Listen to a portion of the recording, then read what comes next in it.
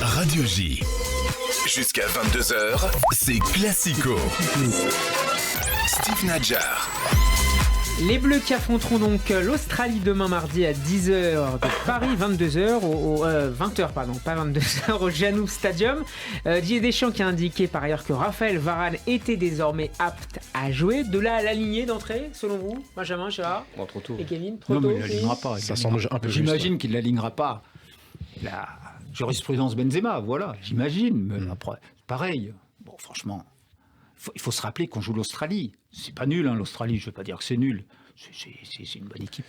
Mais voilà, si on est terrorisé d'affronter l'Australie sans Varane, mais Gérard, alors là, je suis inquiet. Hein. Varane qui n'a pas joué depuis le 23 octobre, donc ça fait un mois. Mais on sait à quel point c'est compliqué de commencer une compétition internationale, même contre l'Australie. Oui, c'est compliqué. Ça reste très compliqué. Et donc, tu as peut-être quand même besoin de tes joueurs expérimentés, Varane étant le vice-capitaine.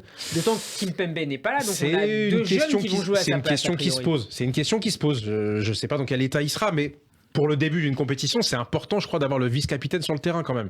Ouais, la semaine prochaine, j'espère que vous ne serez pas là à débattre. Est-ce qu'il fallait faire jouer Varane ? Et là, le pauvre Varane, il est à l'hôpital. Il s'est blessé. Voilà, bon, voilà. Sur les choix, les favoris, donc Konaté ou Upamecano. Mécano.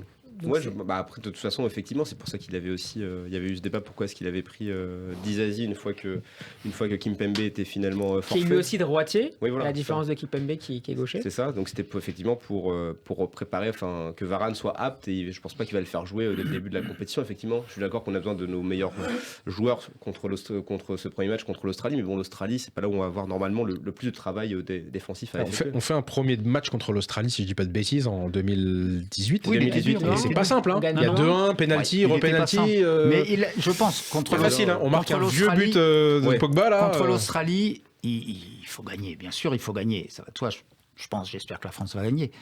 Le vrai match, c'est le suivant. Parce que le match suivant, on joue la première place du groupe. Donc éventuellement 8e contre l'Argentine ou pas contre l'Argentine. Ça, c'est important. Ça, c'est important. On ne va pas se poser la question, est-ce que la France va battre l'Australie ? On ne va pas débattre là-dessus. Quand elle n'aura pas gagné, vous en reparlerez. Là, vous pourrez faire le débat, mais on ne va pas débattre, est-ce que la France va battre l'Australie ? Ça a pas de sens. Sur les choix, en tout cas, est-ce que oui, mais vous sur les choix, mais quel que soit à les Saliba, choix. par exemple, mettons de côté Varane. Oui, bon. Oui. Saliba fait un gros début de saison avec Arsenal quand même. Mais c'est vrai que là, pour le coup, on a deux joueurs qui jouent dans des top clubs. Et qui ont joué ensemble à Leipzig pendant près de 3 ans. Voilà, qui se connaissent. Donc c'est vrai que la logique serait de les mettre. Et Saliba a joué combien de matchs en équipe de France ? Très peu, je crois. Moins de 5, je pense. Ouais. Voilà, donc c'est même compliqué pour commencer une Coupe du Monde. Konaté, c'est un match ou deux, je pense, avec l'équipe de France. C'est pas beaucoup plus. Et il revient de blessure, par ailleurs. Ouais. Bon, il n'y a pas de débat sur la question défensive. Je peux passer au milieu. Alors, on annonce un système en 4-3-3 avec Tchouaméni, Rabiot, Griezmann en relayeur, Dembélé à droite, Mbappé à gauche et Giroud évidemment en pointe. C'est aussi l'option. Si vous étiez l'adjoint, vous étiez le Guy Stéphane bis de Didier Deschamps, vous auriez choisi aussi le même système et avec Griezmann en milieu. Oui, face à l'Australie, de toute façon, il faut marquer, donc il faut qu'on mette des personnes comme Griezmann au milieu pour permettre d'ouvrir un peu le jeu pour les flèches que sont Dembélé, Mbappé, et puis Giroud, effectivement, en point de fixation face à ces grands défenseurs australiens. Je pense que ça ne peut faire que du bien. Et puis, Tchouaméni, Rabiot, ça permettra de voir si ensemble ça matche bien. En tout cas, voilà, on a quand même un milieu de classe mondiale. Et si on a beaucoup mis souvent, ce milieu, on avait beaucoup de doutes par rapport à ça. C'est moins fort que Pogba et Kanté, quand même. C'est moins fort que Pogba et Kanté, mais si on compare à d'autres sélections, c'est quand même, on peut quand même aborder sereinement ce début de compétition. Le problème, c'est le banc, effectivement. Après. Quand tu dis c'est moins fort que Pogba et Kanté, ça dépend quand tu te places, en fait. Ouais. Voilà, c'est ça le sujet. Si tu te places aujourd'hui, sans leur blessure, mais je suis désolé, c'est pas tout à fait juste. Non, aujourd'hui, non. Chouameni, c'est un joueur qui, avec le Real Madrid, s'est imposé avec quand même une sacrée facilité, il faut le dire. Et Rabiot, qui fait un très bon début de saison à la Juve, qui est pas le pire joueur de l'Euro quand même, sur son Euro, c'est vraiment pas le pire, de loin. Donc mais il n'est pas dans le top 5 mondial au milieu de terrain. C'est vrai, mais est-ce qu'aujourd'hui, encore une fois, avant leur blessure, Pogba et Kanté y étaient encore ? C'est pas tout à fait sûr. C'est sûr que non, même. Voilà, donc moi je trouve qu'on est assez dur avec ce milieu de terrain, et au contraire, je crois que ces deux joueurs qui ont tout à prouver, Tchouaméni qui est beaucoup plus jeune que Rabiot, et moi j'aimerais bien m'arrêter sur Rabiot 2 minutes. Ouais. Je trouve que c'est un joueur qui... Le Duc a un talent incroyable qu'on a vu au Paris Saint-Germain, qu'on commence à voir, et c'est bien, à la Juventus, qu'on a un peu vu du coup à l'Euro, le dernier Euro. Et là, je crois que lui, il a une vraie carte à jouer. Il a vraiment une carte à jouer très importante. Et on va voir s'il est capable justement d'apporter cette différence aux côtés de Griezmann et de porter un peu le jeu de l'équipe de France vers l'avant. Il sait perforer Rabiot.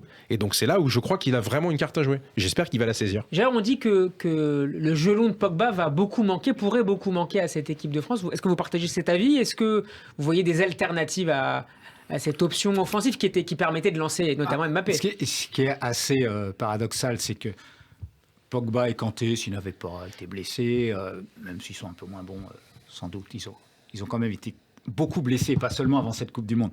Mais imaginons, on serait dit, mais qui va jouer à leur place? Et finalement, il n'y a même pas de débat, parce qu'on dit Tchouaméni, c'est une évidence, parce qu'en plus, c'est le poste. C'est le poste, c'est la fonction. Voilà, il faut un joueur comme ça, à cet endroit-là, et avec ses caractéristiques techniques et physiques. Il joue au Real maintenant, bon, il n'y a pas de problème à son sujet. Mais moi, je suis d'accord. Moi, ma curiosité sur l'équipe de France, de tous les joueurs de l'équipe de France, c'est Rabiot. C'est Rabiot, bien sûr. C'est Rabiot. Parce que Rabiot, alors là encore, il faudrait être dans la tête de Rabiot. Hein. C'est compliqué, nous on parle des gens, mais Rabiot, c'est un peu bizarre quand même. Hein. Mais c'est un joueur surdoué, incontestablement. Et là, il a une chance extraordinaire. Parce que lui, dans son secteur de jeu, personne ne peut lui faire de l'ombre. Pas de Tchouaméni, c'est pas du tout le même rôle. Même Fofana, pareil. Mais non, Fofana, les gens ne savent même pas. Enfin, beaucoup de supporters de l'équipe de France, mais ils n'ont même jamais vu jouer Fofana, une fois ou deux. On ne le voit pas. C'est pas quelqu'un qu'on suit au long de l'année. Donc Fofana, non, bien sûr. Fofana, là, c'est vraiment, là, pour le coup, on est sur un remplaçant. Quand on dit Fofana, on a évoqué le nom du duo Fofana-Tchouaméni qui se connaissent par ailleurs. Mais là, on est sur un remplaçant. Tchouaméni, c'est titulaire indiscutable. Rabiot, c'est titulaire. Alors, Rabiot, on en a toujours discuté. Mais il a un potentiel extraordinaire. Et je pense que le fait qu'il n'y ait pas Pogba et Kanté, ça peut le libérer totalement. Parce qu'il va avoir une liberté qu'il n'avait pas jusqu'à maintenant. Les ballons passaient par Pogba. Les ballons passaient par Pogba. C'était la pierre angulaire du jeu au milieu de terrain.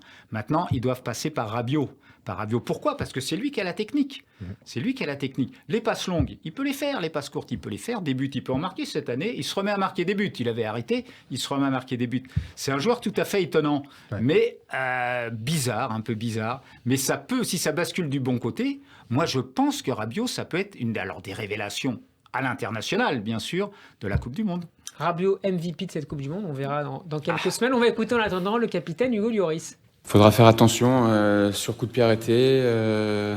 Ils vont également très vite en transition offensive, mais également ils ont cette faculté de se regrouper très rapidement. Donc il faudra mettre du rythme, il faudra s'appuyer sur nos points forts offensivement, par la percussion, par la vitesse.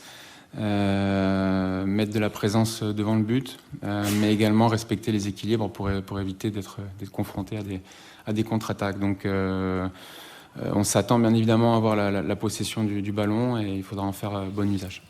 Le capitaine Hugo Lloris à la communication très... Ça plaît pas à Gérard, cette déclaration. Oui, j'adore. Il dit tout. Très mesuré. Cette déclaration, j'ai déjà entendu un petit fois, donc je l'adore. C'est la prise de parole du jour la plus aiguisée de Lloris. J'ai tout écouté, je peux vous dire que c'était vraiment... Non, mais c'est normal. C'est normal. Un pronostic pour terminer sur ce match. Kevin. 2-0 pour la France. 2-0. Un but de Giroud peut-être? Un but de Giroud et un but de Mbappé, comme ça ils sont tous les deux contents. Les minutes. Les minutes. Les minutes. Ça oui, parce que ça peut au moment des buts quand même. Chaque mi-temps, comme ça, voilà. Gérard. Je sais pas, ça, le jeu des pronostics, je sais pas. Je dirais 3-0, mais 3-0 quand même. Je sais rien. Moi, je dis 1-0, match compliqué, toujours début de match, Coupe du Monde particulière, 1-0. 1-0.